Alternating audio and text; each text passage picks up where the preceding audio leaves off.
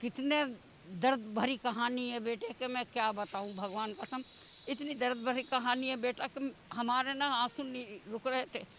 जिस दिन पहले बेटे की बॉडी आई, जो बाप भी लग रहा था कि कोई नहीं था करीब इनके, अकेला बाप तड़प रहा था। फिर अगले दिन दूसरे की बॉडी आ गई। वो साथ आए थे और साथ ही इस दुनिया से रुखसत हो गए। दोनों का रिश्ता खून का था, दोनों ही जुड़वा थे। दोनों में सिर्फ 3 मिनट का अंतर था।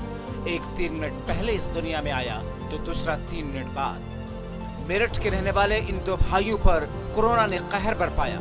दोनों को अपना शिकार बनाया, अपनी चपेट में लिया, इनके लिए काल बन गया।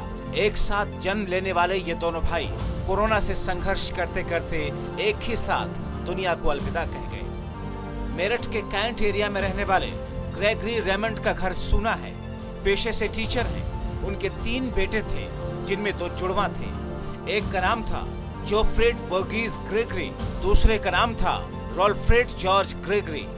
दोनों का जन्म 23 अप्रैल 1997 को हुआ। इनके जन्म में महज 3 मिनट का फर्क था। ग्रेगरी रेमंड राफेल को 23 अप्रैल 1997 का वो दिन याद है जब इस दुनिया में उनकी पत्नी सोजा अस्पताल में थी। वो डॉक्टर के आने का और खुशखबरी सुनाने का इंतजार कर रहे थे। डॉक्टर ने आकर उन्हें बताया कि उनके घर जुड़वा बेटे हुए। रेमंड की खुशखबरी का ठिकाना न रहा। वो अस्पताल से अपनी पत्नी और जुड़वा बेटों को खुशी से घर ले गए। तब से वो 23 अप्रैल को अपनी जिंदगी का सबसे खुशगवार दिन मानते हैं। अब इस दिन के ठीक 24 साल बाद 24 अप्रैल को उनके दोनों बेटे बीमार पड़े और दोनों की 13 और 14 मई को मौत हो गई। जिंदगी सत्य और मौत भी, पर मौत ऐसे दस्तक देगी किसी ने सोचा ना था। किसी ने सोचा ना था कि एक साथ जन्म लेने वाले, एक साथ जन्मदिन मनाने वाले, एक साथ पढ़ाई शुरू करने वाले, एक साथ ही कॉलेज जाने वाले, एक साथ ही कंप्यूटर इंजीनियरिंग शुरू करने वाले और एक साथ ही नौकरी शुरू करने वाले दोनों भाइयों को कोरोना अपनी चपेट में ले लेगा। अभी 23 अप्रैल को ही दोनों ने अपना एक साथ 24वां जन्मदिन मनाया था और उसके अगले दिन 24 अप्रैल को दोनों कोरोना से संक्रमित हुए।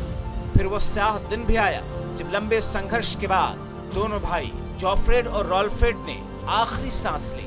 13 मई को एक की मौत हुई और 14 मई को दूसरा भी कोरोना से हार गया। जोफ्रेड और रॉल्फ्रेड के पिता रेमंड बेहद ही हताश हैं। वो बताते हैं वो जानते थे कि दोनों एक साथ ठीक होकर घर आ जाएंगे, या फिर एक को कुछ हुआ तो दूसरा भी नहीं बचेगा।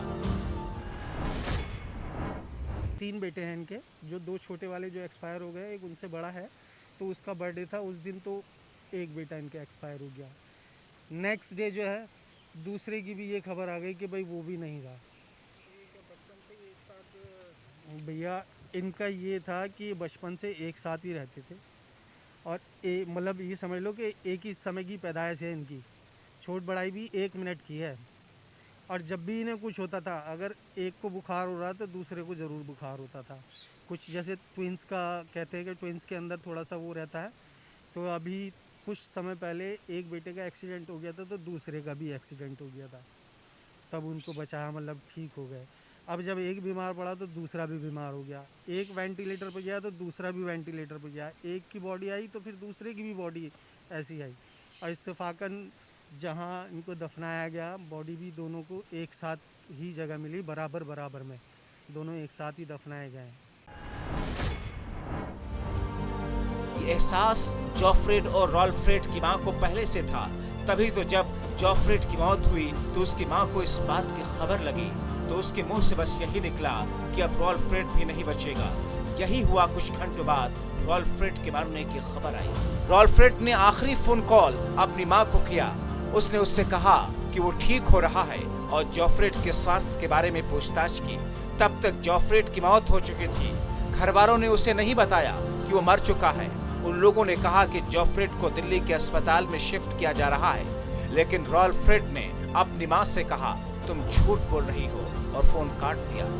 अब राफेल कह रहे हैं वो हमें एक बेहतर जिंदगी देना चाहते थे।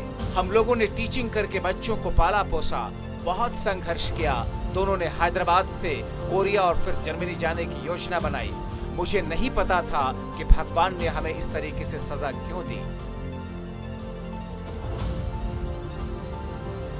अब क्या कहेंगे, जिंदगी और मौत दोनों एक सिक्के के दो पहलू हैं और कोरोना इसे नजदीक से एहसास करा रहा है।